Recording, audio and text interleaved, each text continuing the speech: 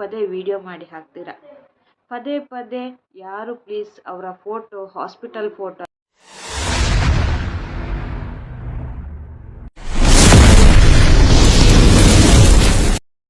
Hi hello welcome back my YouTube channel. ಯಾರೆಲ್ಲ ಹೊಸಬ್ರು video ನೋಡ್ತಾ ಇದ್ದೀರಾ ಸಬ್ಸ್ಕ್ರೈಬ್ ಮಾಡಿ ವಿಡಿಯೋ ನೋಡಿ, ಹಾಗೆಯೇ ಪಕ್ಕದಲ್ಲಿರುವ ಬೆಲ್ ಬಟನ್ ಒತ್ತಿ. ನಮ್ಮ ವಿಡಿಯೋ ಇಷ್ಟ ಆದರೆ ಒಂದು ಲೈಕ್ ಕೊಡಿ. ಹಾಗೆಯೇ ಬನ್ನಿ ಇವತ್ತಿನ ವಿಡಿಯೋ ಸ್ಟಾರ್ಟ್ ಮಾಡುವ. ಏನಂತ ಹೇಳಿದ್ರೆ, ಮನುಷ್ಯನಿಗೆ ಜನ್ಮ ಮರಣ ಬಂದೇ ಬರುತ್ತೆ. ಜನ್ಮನೂ ಕೊಡ್ತಾರೆ, ಮರಣನೂ ಕೊಟ್ಟೇ ಕೊಡ್ತಾರೆ. ಅದು ಯಾವಾಗಂತ ಹೇಳೋಕ್ಕಾಗಲ್ಲ. ಮನುಷ್ಯ ಇವತ್ತಿದ್ದವ ನಾಳೆ ಇರ್ತೀನಂತ ಹೇಳೋಕ್ಕಾಗಲ್ಲ ಅಲ್ವಾ. ಮುಂಚೆನೇ ನಮ್ಮ ಇದರಲ್ಲಿ ಹಣೆ ಬರದಲ್ಲಿ ಈಗ ಈ ಥರನೇ ಹೋಗೋದಂತ ಇಟ್ಟಿರ್ತಾನೆ. ಆಯುಷ್ಯ ಇದ್ದರೆ ಹೆಂಗೆ ಬೇಕಾದರೂ ಬದುಕೋಕ್ಕಾಗತ್ತೆ. ಎಷ್ಟೇ ಹುಷಾರಿಲ್ಲ ಅಂದರೂ ಬದುಕ್ತೀವಿ. ಆಯುಷ್ಯ ಒಂದು ಇದ್ದರೆ. ಬಟ್ ಎಲ್ಲ ತುಂಬ ಕೊರಗಿ ತುಂಬ ಹುಷಾರಿಲ್ಲದೆ ಹಾಸ್ಪಿಟೆಲ್ಲ ಸುತ್ತಾಡಿ ತುಂಬ ಮಗಳು ಅಳಿಯಾಗಲಿ ಕಷ್ಟಪಟ್ಟು ತುಂಬ ಉಳಿಸೋಕ್ಕೆ ಪ್ರಯತ್ನ ಮಾಡಿದರು. ಆದರೆ ಆ ಪ್ರಯತ್ನ ಆಗಿಲ್ಲ. ಸುಮಕ್ಕ ನಮ್ಮನ್ನೆಲ್ಲ ಬಿಟ್ಟು ಹೋದರು. ಹೌದು, ನಾನು ಯೂಟ್ಯೂಬಿಗೆ ಇತ್ತೀಚೆಗಷ್ಟೇ ಬಂದಿದ್ದೀನಿ. ಸತ್ಯವಾಗ್ಲೂ ಹೇಳ್ತೀನಿ, ನಾನು ಒಂದು ಸಾರಿ ಅವ್ರದ್ದು ವಿಡಿಯೋ ನೋಡಿದ್ದೀನಿ. ಬಟ್ ನನಗೂ ಅವರು ಸುಮಕ್ಕ ಅಂತೇಳಿ ನನಗೆ ಅಷ್ಟೊಂದು ಪರಿಚಯ ಇರಲಿಲ್ಲ. ಸತ್ಯವಾಗಿ ಹೇಳಬೇಕಲ್ವ. ನಿನ್ನೆಯಿಂದ ನೋಡ್ತಾ ಇದ್ದೀನಿ, ಮೊನ್ನೆಯಿಂದ ಅವ್ರದ್ದು ವೀಡಿಯೋಸ್ಗಳನ್ನು ನೋಡಿದೆ ನಾನು ಫಾಲೋ ಮಾಡಿ. ಹೌದು, ಅಮ್ಮ ಮಗಳು ತುಂಬ ಚೆನ್ನಾಗಿ ವೀಡಿಯೋಸ್ ಮಾಡಿದರು. ನಾವು ಹೊಸೊಬ್ಬರು ಯೂಟ್ಯೂಬರ್ ಯೂಟ್ಯೂಬ್ಗೆ ಬಂದಾಗಿನಿಂದ ನಾನು ನೋಡಿಲ್ಲ, ಅದ್ರ ಬಗ್ಗೆ ಅಷ್ಟು ಕೊಂಡೋಗಿಲ್ಲ, ನೋಡೋಕ್ಕೂ ಹೋಗಿಲ್ಲ. ಅದು ನಾನು ಫಾಲೋ ಮಾಡಿದ್ದು ನಿನ್ನೆಲ್ಲ ಮೊನ್ನೆ. ನನಗೂ ತುಂಬ ಬೇಜಾರಾಯಿತು. ಒಬ್ಬರನ್ನ ಕಳ್ಕೊಂಡಿದ್ದು ಒಂದು ಮನೆಯಲ್ಲಿ, ಅದು ಅವರಿಗೆ ಅದರ ನೋವು ಎಷ್ಟು ಇರುತ್ತೆ ಅಂತೇಳಿದರೆ ತುಂಬ ಇರುತ್ತೆ. ಆ ನೋವು ಹೇಳೋಕ್ಕಾಗಲ್ಲ ನಮಗೆ ಯಾರ ಕೈಯಿಂದಲೂ. ಅಷ್ಟು ನೋವಿರುತ್ತೆ. ತುಂಬ ಉಳಿಸೋಕ್ಕೆ ಪ್ರಯತ್ನ ಮಾಡಿದರು. ಆದರೆ ಆ ಕಾಯಿಲೆ ಸ್ವಲ್ಪ ಜೋರು ಬಂದ ಕಾರಣ ಡೆತ್ ಆಗಿದ್ದಾರೆ. ಮರಣ ಅಂತೇಳಿ ನಮಗೂ ಬರುತ್ತೆ, ಸ್ವಲ್ಪ ಲೇಟಾಗಿ ಬರುತ್ತೆ. ಯಾವಾಗಂತ ಗೊತ್ತಿರಲ್ಲಲ್ವ. ಅದನ್ನು ಸ್ವಲ್ಪ ನಾವು ಅರ್ಥ ಮಾಡ್ಕೋಬೇಕು. ಯಾಕಂದರೆ ಆ ನೋವು ಇದ್ದವರಿಗೆ ಇನ್ನೂ ನೋವು ಕೊಡಬೇಡಿ. ನಾನು ಹೇಳೋದಿಷ್ಟೇ, ಒಂದು ಸಾರಿ ಓಂ ಶಾಂತಿ ಅಂತ ಹಾಕಿ ವಿಡಿಯೋ ಒಂದು ಸಾರಿ ಹಾಕಿದರೆ ಪರವಾಗಿಲ್ಲ. ಓಂ ಶಾಂತಿ ಸುಮಕ್ಕ ಅಂತ ನಾನು ಹೇಳ್ತೀನಿ. ಸುಮಕ್ಕ, ನಿಮ್ಮ ಓಂ ಶಾಂತಿ, ನಿಮಗೆ ನಿಮ್ಮ ಆತ್ಮಕ್ಕೆ ಶಾಂತಿ ಸಿಗಲಿ.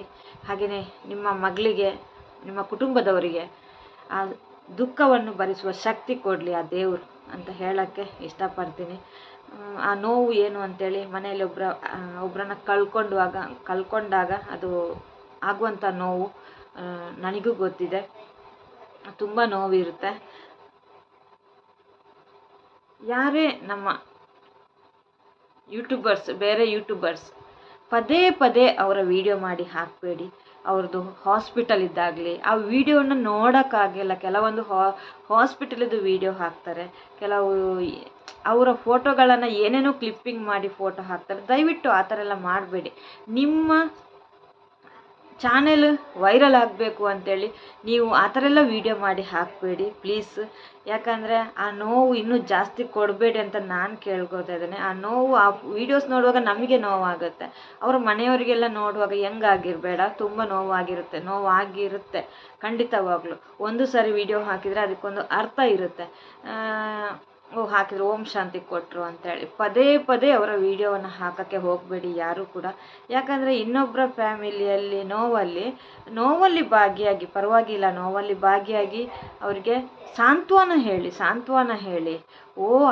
ಆ ಕಾಯಿಲೆ ಬಂತಾ, ಈ ಕಾಯಿಲೆ ಬಂತಾ ಅಂತೇಳಿ ನೀವು ಯಾರು ಅದನ್ನು ಹೈಲೈಟ್ ಮಾಡಿ ತೋರಿಸೋಕೆ ಹೋಗ್ಬೇಡಿ. ಯಾಕಂದರೆ ಆ ಕಾಯಿಲೆಯವರು ಇನ್ನೊಬ್ಬರು ಇರ್ತಾರೆ. ಇನ್ನೊಂದು ಮಗಳ ಅಮ್ಮ ಆಗಲಿ, ಅಣ್ಣ ಆಗಲಿ, ತಮ್ಮ ಆಗಲಿ, ಅಪ್ಪ ಆಗಲಿ, ಯಾರಾದರೂ ಅವ್ರು ಇರ್ತಾರೆ.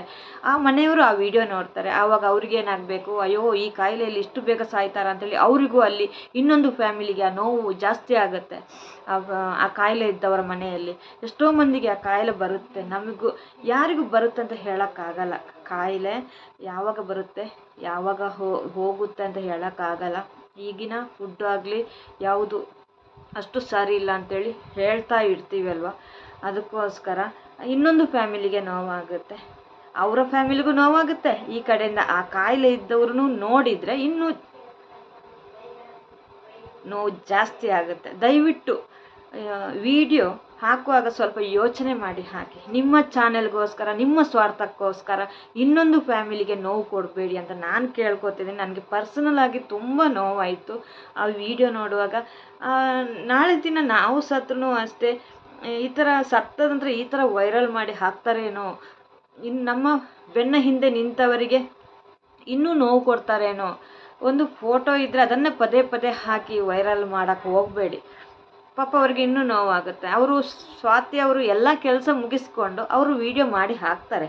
ಆವಾಗ ನೋಡುವ, ಆವಾಗ ಅವರಿಗೆ ಸಪೋರ್ಟ್ ಮಾಡುವ, ಆವಾಗ ನಾವು ಅವರಿಗೆ ಸಾಂತ್ವನ ಹೇಳುವ. ಅದು ಬಿಟ್ಬಿಟ್ಟು ಇಲ್ಲಿ ಬಂದುಬಿಟ್ಟು ಕೆಲವೊಬ್ಬರು ಅದನ್ನೇ ಪದೇ ಪದೇ ವಿಡಿಯೋ ಮಾಡಿ ಹಾಕೋದು ನನಗಂತೂ ಇಷ್ಟ ಇಲ್ಲ. ನನ್ನ ಪರ್ಸನಲ್ ಆಗಿ ನಾನು ಹೇಳ್ತಾ ಇದ್ದೇನೆ. ಇದರಲ್ಲಿ ತಪ್ಪಿದ್ರೆ ಕ್ಷಮಿಸಿ. ನಮಗೂ ನೋವಾಗಿದೆ. ಸುಮಾಕ್ ಅವರು ತೀರಿ ಹೋಗಿದ್ದು, ಡೆತ್ ಆಗಿದ್ದು, ಅವರ ಫ್ಯಾಮಿಲಿಗೆ ಅದು ಭಗವಂತ ದುಃಖವನ್ನು ಭರಿಸುವ ಶಕ್ತಿ ಕೊಡಲಿ ಅಂತ ಕೇಳ್ಕೊತೇನೆ. ದಯವಿಟ್ಟು ಅದನ್ನು ನೀವು ಮಿಸ್ಯೂಸ್ ಮಾಡಬೇಡಿ ಯಾರು ಕೂಡ. ತುಂಬ ಜನ ಅದೇ ಕಾಯಿಲೆಯವರು ಇದ್ದಾರೆ, ಅವ್ರಿಗೂ ನೋವು ಕೊಡಬೇಡಿ, ಅವ್ರಿಗೂ ನೋವಾಗುತ್ತೆ. ಈ ವಿಡಿಯೋಸ್ಗಳನ್ನ ನೋಡುವಾಗ ಅವ್ರದ್ದು ಆರೋಗ್ಯ ಇನ್ನೂ ಕೆಡುತ್ತೆ. ಅದಕ್ಕೋಸ್ಕರ ಹೇಳ್ತಾ ಇದ್ದೀನಿ. ಅವರ ಹಾಸ್ಪಿಟಲ್ ಕ್ಲಿಪ್ಪಿಂಗ್ ಅಲ್ಲಿ ಇಲ್ಲಿ ಕ್ಲಿಪ್ಪಿಂಗ್ ಹಾಕಿ ನೋವು ಕೊಡಬೇಡಿ. ನಂದು ಮಾತಲ್ಲಿ ತಪ್ಪಿದ್ರೆ ದಯವಿಟ್ಟು ಕ್ಷಮಿಸಿ ಅಂತ ಕೇಳ್ಕೊಳ್ತಾ ಈ ವಿಡಿಯೋವನ್ನು ಇಲ್ಲಿ ಎಂಡ್ ಮಾಡ್ತಾ ಇದ್ದೇನೆ. ತುಂಬ ಬೇಜಾರಲ್ಲಿ ಮಾಡಿದ್ದೇನೆ. ನನಗಂತೂ ಪರ್ಸನಲ್ ಆಗಿ ತುಂಬ ಬೇಜಾರಾಯಿತು. ಒಂದು ಸಾರಿ ಓಂ ಶಾಂತಿ ಅಂತ ಹೇಳೋದಕ್ಕೂ, ಈ ಥರ ವಿಡಿಯೋ ಮಾಡಿ ಹಾಕೋದಕ್ಕೂ, ಬೇರೆ ಬೇರೆ ಅವರು ವಿಡಿಯೋ ಮಾಡಿ ಹಾಕಿದಾಗ ನನಗೆ ನೋಡೋಕ್ಕಂತೂ ಆಗಿಲ್ಲ ಅಂದರೆ ಕೆಲವೊಂದು ಕ್ಲಿಪ್ಪಿಂಗನ್ನು ನೋಡೋಕ್ಕಾಗಿಲ್ಲ ನನಗೆ. ದಯವಿಟ್ಟು ಆ ಥರ ಎಲ್ಲ ಕ್ಲಿಪ್ಪಿಂಗ್ ಹಾಕಬೇಡಿ, ಓಕೆನಾ? ಹಾಕಬೇಡಿ. ಅದೇ ನನಗೆ ಇನ್ನೊಬ್ಬರಿಗೆ ನೋವು ಕೊಡಬೇಡಿ. ಅದೊಂದು ಬೇಜಾರಾಯಿತು, ನನಗೆ ತುಂಬ ಬೇಜಾರಾಯಿತು. Thank you so much. ನಂದು ತಪ್ಪಿದರೆ ನನಗೆ ಕಮೆಂಟ್ ಬಾಕ್ಸಲ್ಲಿ ತಿಳಿಸಿ. ಸಾವು ಅನ್ನೋದು ಪ್ರತಿಯೊಂದು ಮನೆಯಲ್ಲೂ, ಸಾವು ಇಲ್ಲದ ಮನೆ ಇಲ್ಲ. ಪ್ರತಿಯೊಂದು ಮನೆಗೂ ಬರುತ್ತೆ ಸಾವು ಅಂತ ಹೇಳಿದರೆ. ನಾವು ಧೈರ್ಯ ಕೊಡಬೇಕು, ಇನ್ನೊಬ್ಬರಿಗೆ ಧೈರ್ಯ ಕೊಡುವಂಥ ಮಾತು ಮಾತಾಡಬೇಕು.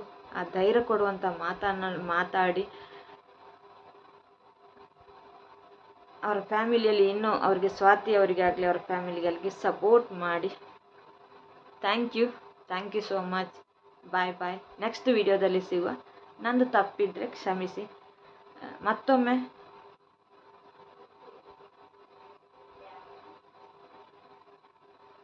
ಓಂ ಶಾಂತಿ ಹೇಳುತ್ತಾ ವಿಡಿಯೋ ಎಂಡ್ ಮಾಡ್ತಾ ಇದ್ದೀನಿ. ಬಾಯ್.